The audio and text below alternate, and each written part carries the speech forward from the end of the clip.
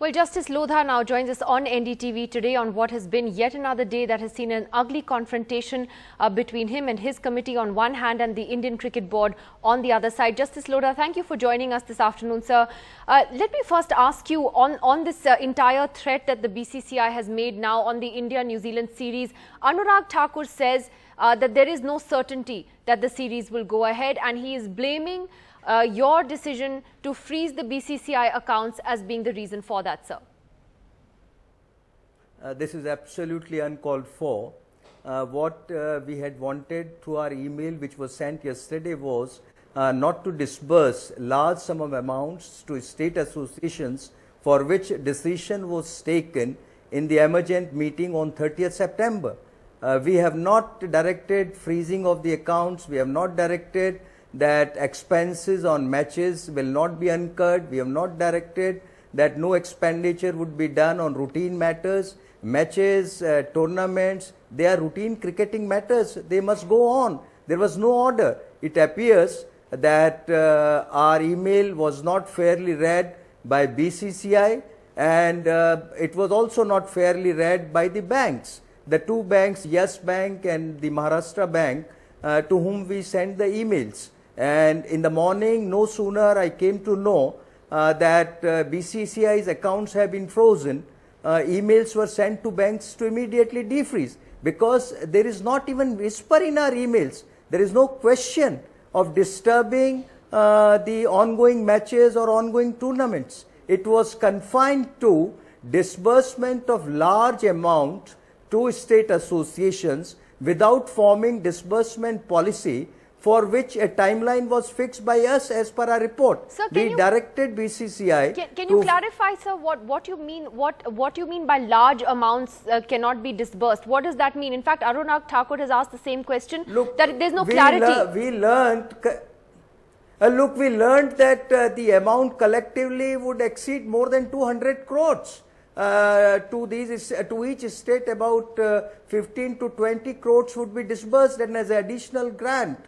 Now, in our report, we have already submitted that a disbursement policy should be framed, and now taking it further, we fixed timeline that by 30th September, disbursement policy should be framed.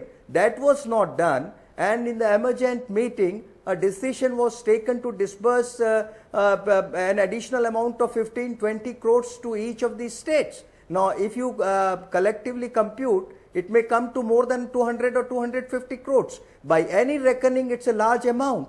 It was not an emergent situation. That amount needed to be disbursed to the state associations in such a manner without formulating disbursement policy. But where does the large amount limit actually begin, sir? And I ask that because when you say that they can host matches, for example, I mean, up to how much can they actually spend on that? No, but whatever is the amount, there is no cap, no restriction, no constraint. Look, routine matters, there is no cap. Cricket matches are routine matters for BCCI to conduct or the state associations to conduct. Now, these matches have not been restrained. We have not put any constraint. We have not said that amount will only be 10 crores, 20 crores, 40 crores, 50 crores. Whatever amount is being spent will be spent. But not even whisper in email. If somebody misconstrues the email and wants to draw capital out of it, which of course doesn't exist, and as soon as some confusion was seen, we have clarified that. So where is the confusion? Where is any problem? So you're saying there is absolutely no cap on the money that is to be spent by the cricket board if that money is for routine matters such as the hosting of matches. In other words, you're saying that the India-New Zealand series can go ahead. There's no problem. Yes, by all means, and it should go on. There is no restraint order. There is no constraint.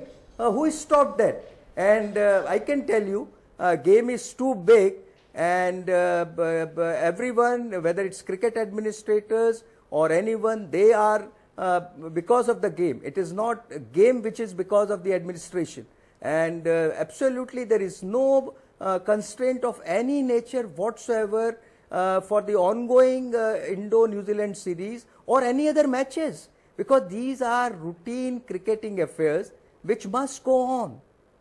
Justice Lodha, I just want to again go to what the BCCI president said today. Anurag Thakur also said that based on the recommendations that you have made, it's not humanly possible to conduct the IPL, and that if your panel recommendations are implemented, that India would have to pull out of the Champions Trophy as well. How do you see these comments by him?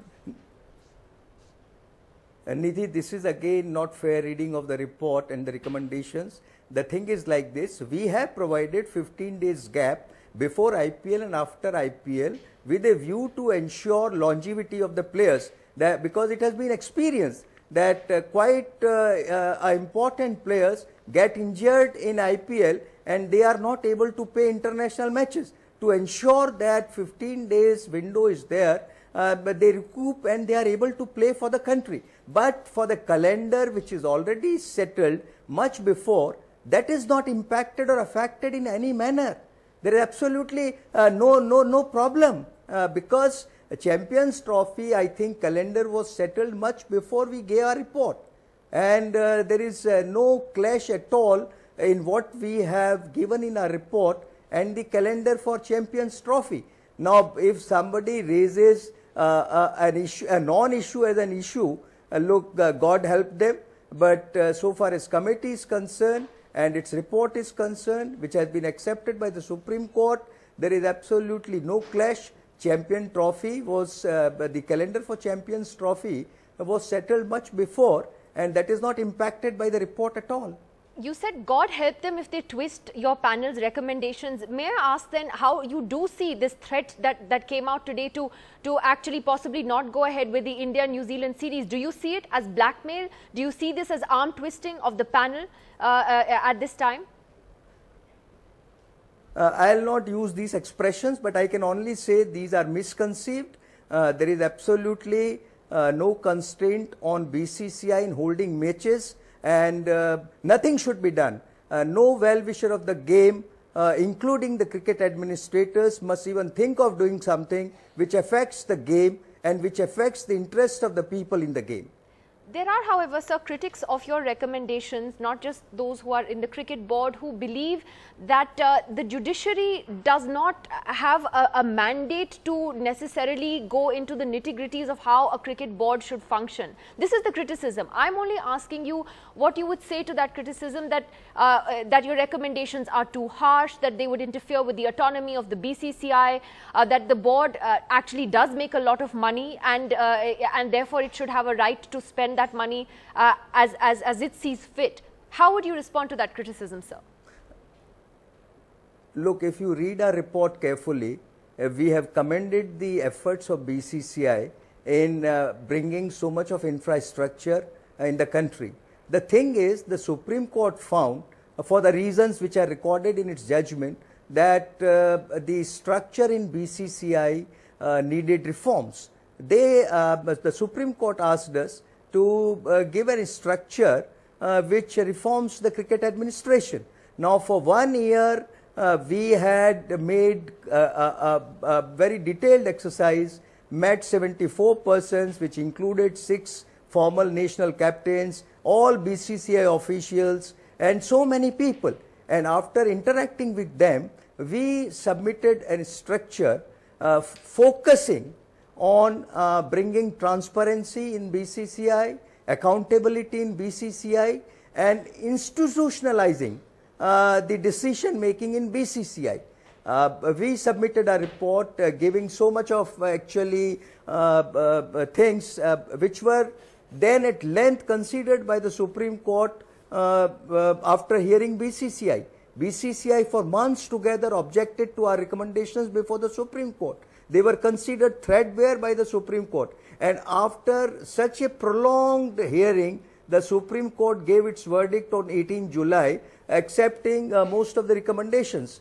So, to the extent they have been accepted, they are aimed in bringing transparency and accountability in the cricket administration and disbanding the monopoly of few in the cricket administration, because it has been found that people are in the cricket administration for decades, and some are families which are running from one generation to the other. Now, in a country like India, which has more than 1.25 billion people. There is a lot of talent available, and look, every decision making must be institutionalized. It can't be ad hoc. Look, many people are doing good work. Even many times, dictators do good work, but that is not good for democracy. That is not good for rule of law. Well, you're basically saying it can't become the fiefdom of a few individuals. Sir, we have an important Supreme Court hearing also coming up now in this matter this week.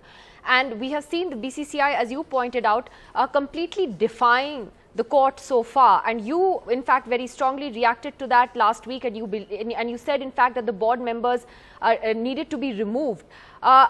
Do you think that the BCCI is going to be able to relent between now and the next hearing in 3 days? Or how do you see this going? You think the court is not going to take too kindly to it, is it? Just wait for 2 days. I don't know what will be BCCI's response. Let them articulate their response, make their submissions before the Supreme Court, and let Supreme Court take a call. Has their defiance surprised you? Even you? Has it surprised you? Look, I thought or committee thought once there is a judgment of the Supreme Court, because our recommendations do not remain recommendations any longer once they got the seal of approval from the Supreme Court, and everyone knows the judgment of the Supreme Court is binding on all and needs to be implemented. And it's not that they were not heard, they had full opportunity. But anyway, the Supreme Court gave the committee liberty in its 18th July order, should there be any impediments in implementation of the Supreme Court judgment, that may be brought to the notice of the Supreme Court by way of status report. And by exercising that liberty, we submitted a status report to the Supreme Court highlighting the impediments in implementation of Supreme Court judgment. Now Supreme Court has asked BCCI to respond to that. BCCI will have full opportunity to make the submissions, and let Supreme Court take call. Let's see what they say. Let's see what they say. Well, Justice Lodha, thank you for clarifying today. You're saying that there's absolutely no impediment, nothing that stands in the way from the cricket board in going ahead and spending whatever it has to as far as the India-New Zealand series is concerned, as far as any cricket match is concerned. And as you've clarified, their accounts have not been frozen, and therefore the ball is now in the BCCI's court on how it plans to take this forward. Thank you, Justice Lodha.